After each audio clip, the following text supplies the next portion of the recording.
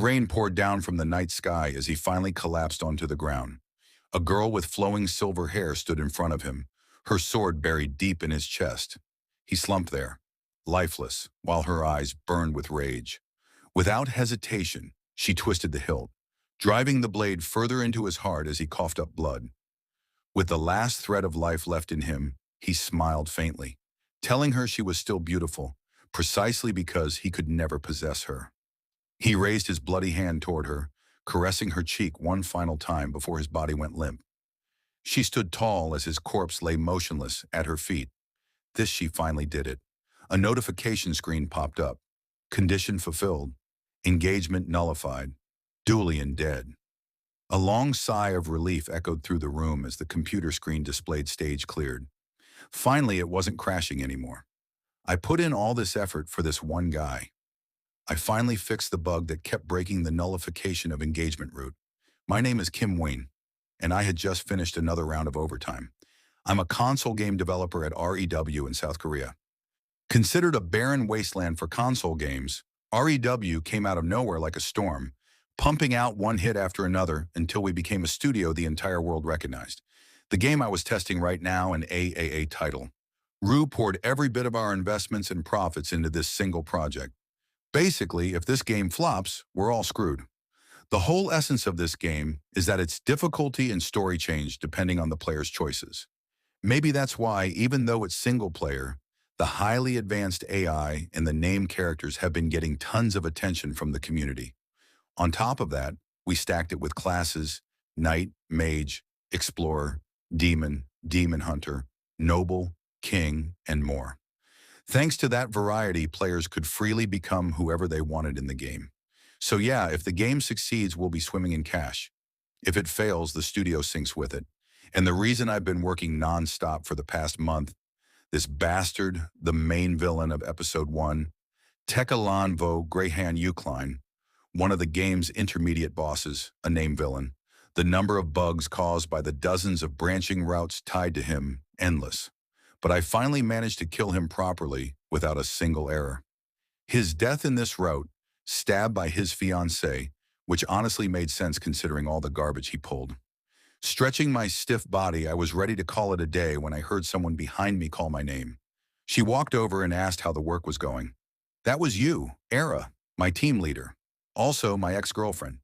We dated for 7 years. We shared happiness, struggles, everything.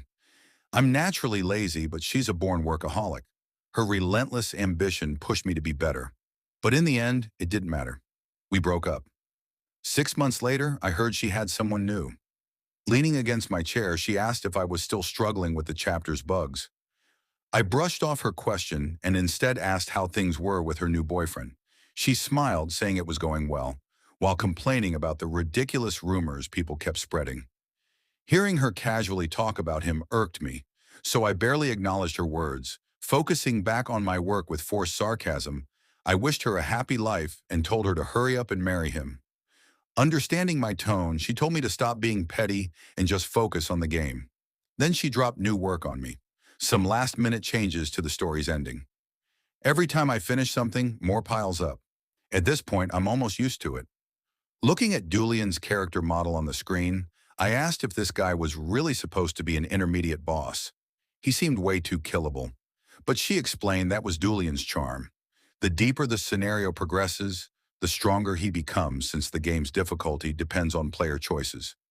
After explaining, she glanced straight at me and said, "He's modeled after you." You know, that caught me off guard. She chuckled, asking if I hadn't noticed how much he resembled me. I mean, I'd only met the character artist twice, but she smiled knowingly and said that's exactly why she kills Julian off every time she sees him in the game.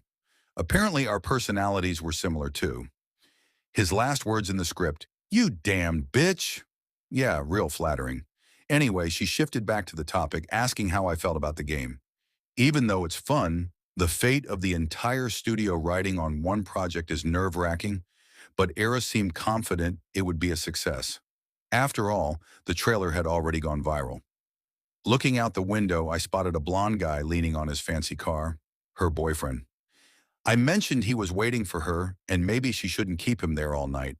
She agreed, waved me goodbye, and left. Time blurred again, and soon I was back testing Dulian, staring at the avatar. I wondered if this guy was really modeled after me. 6 attributes in the combo of whiz kid and average mage. As a child, Dulian had been hailed a magical prodigy and placed on a pedestal. But in reality, he was nothing special. Just another average mage. Thanks to his arrogance and noble background, he grew into the worst kind of personality. At this point, I'm not even sure he counts as human. Even though the game's supposed to make him stronger as the story goes, he's already surrounded by enemies who hate him. Can't we at least give the guy something? Something subtle.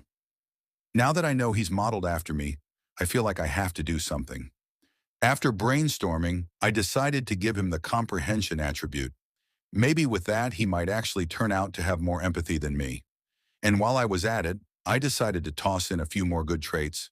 Wealthy Midas touch, sharp eyesight, Iron Man.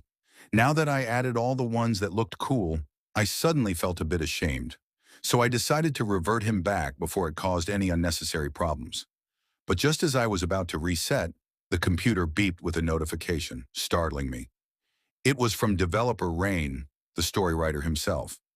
I asked him if there was anything else he wanted to change in the model, but he replied with some cryptic message. Confused, I asked if he was talking about reviewing the finished model, but instead he just laughed and told me to look outside the window. Puzzled and curious, I peeked out to see what he meant. To my surprise, the sky itself was opening up. Clouds twisted violently, swirling around a blinding light at the center. What the hell? This was way too unusual. Before I could even comprehend it, lightning burst out from the light as I felt something dark and sinister swallowing me whole. And in the next moment, I was kneeling in a massive, unfamiliar palace. My mind raced with confusion. Suddenly, sharp pain jolted through my head as a voice echoed inside me. It told me to never forget, to always be wary of that man. The voice continued. Tulian is no tame man. He may appear hesitant now, but at any moment he can change everything. He's just downplaying his talents for now. He is a vile villain,